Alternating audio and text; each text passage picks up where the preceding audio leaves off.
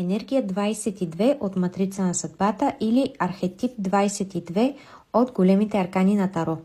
Днес говорим за тази енергия, която символизира добротата, нежността, искреността, радостта и свободата. Хората от този архетип търсят забавлението, искат да се наслаждават на живота, носят радост, радват се на успехите на другите, гледат с очите, но виждат със сърцето. Понякога са малко детински, безгрижни, наивни и чисти по душа.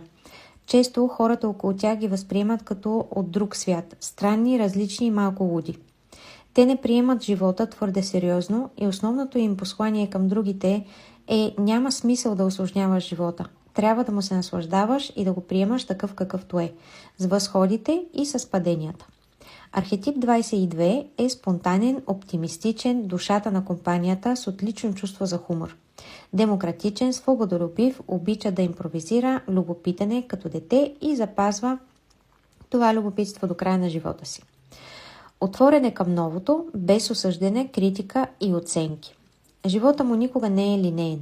Има много обрати, често неочаквани, но той не се отчаива, защото не приема нищо прекалено сериозно. Той е проницателен и неподкупен. Не може да бъде купен, не може да бъде подкупен. Енергия 22 има прилики с енергия 21 и двете се стремят към свобода и трансформация на ограничаванията и вярванията. Енергия 22 по принцип се определя и като бунтара, като този, който идва за да приключи с всички ограничения и е последовател на свободата. Много малко хора имат 22 като централен архетип. Те са изключително доверчиви и невинни. Те имат склонността да попадат в проблемни и мътни ситуации, свързани престъпления, наркотици, алкохол, измами и незаконни схеми. Често, ако има група от хора замесени в престъпление, именно архетип 22 бива арестуван заради наивността си. Тук говорим за, повече се отнася за хората, които имат център, естествено също може би за датата на раждане, но повече център. Хората с център 22 са рядкост, но освен това тези хора са невероятни и винаги търсят да оставят нещо, някаква следа в живота след себе си.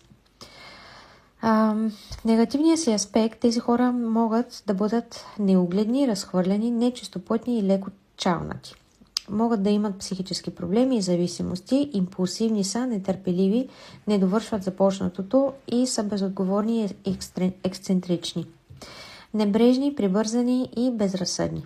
Архетип 22 търси свободата във всеки смисъл. Ако работа или връзка започнат да го ограничава, той просто си тръгва без съжаление. Затова често му се налага да започва живота си от нулата. Енергия 22 не понася ограничения, забрани и натиск.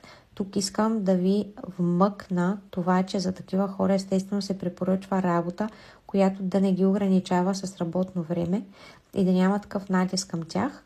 Тоест, ако може да са фриланс, да работят за себе си или да е някаква почасова работа, смесена, да има свобода. Цени равенството, има приключенски дух, огромно въображение и обича да пътува. Не търси лукс и комфорт, може да обиколи света с раница и да спи навсякъде. Обича нови хора, култури и традиции, не се страхува от несигурността. Смел е и се възприема като гражданин на земята, а не на една конкретна държава. Като дете се хвърля в нови преживявания, без да мисли за последствията. Много хора с архетип 22 живеят в негативния му аспект. Често ако 22 се намира в нашия център, рождена дата, т.е. рожден ден или житейска мисия, може да се случи, че другите не ни приемат на сериозно, налагат ни чужди вярвания, притискат ни, критикуват ни и ни ограничават. Такива хора с такова отношение стават слаби и се опитват да се адаптират към обществото. В негативен аспект има риск от пълна социална деградация, бедност, живот на улицата, загуба на всичко, работа, дом, семейство, пари. Някои имат склонност към черна магия, особено ако в матрицата присъстват номерата като 1, 2, 15 или 18. Не е от злоба, е от любопитство. Те не осъзнават последиците, които това може да доведе на тях и на близките им. Архетип 22 е пилигрим, пътешественик през живота. Всички граници се отварят пред него. Невъзможно е да бъде вързан. Когато се умори, оставя всичко и продължава по своя път. Животът за него е голямо приключение, което трябва да се изживява тук и сега. Обича природата и се чувства истински щастлив да спи под звездите в палатка.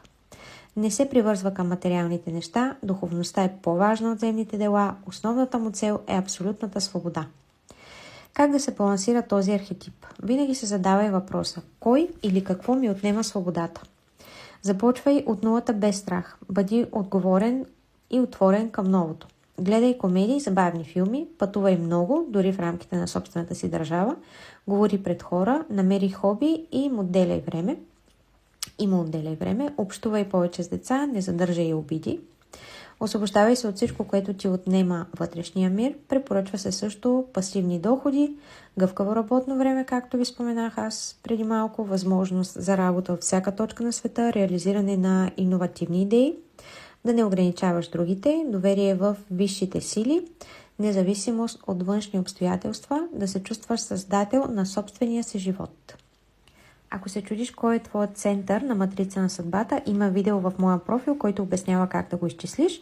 Разглеждай не само енергията, която отговаря на твоя център, но също и енергията, която отговаря на твоя рожден ден.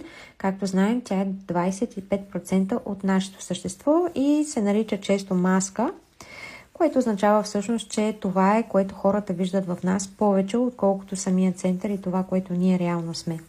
Благодаря за гледанията. Харесвайте!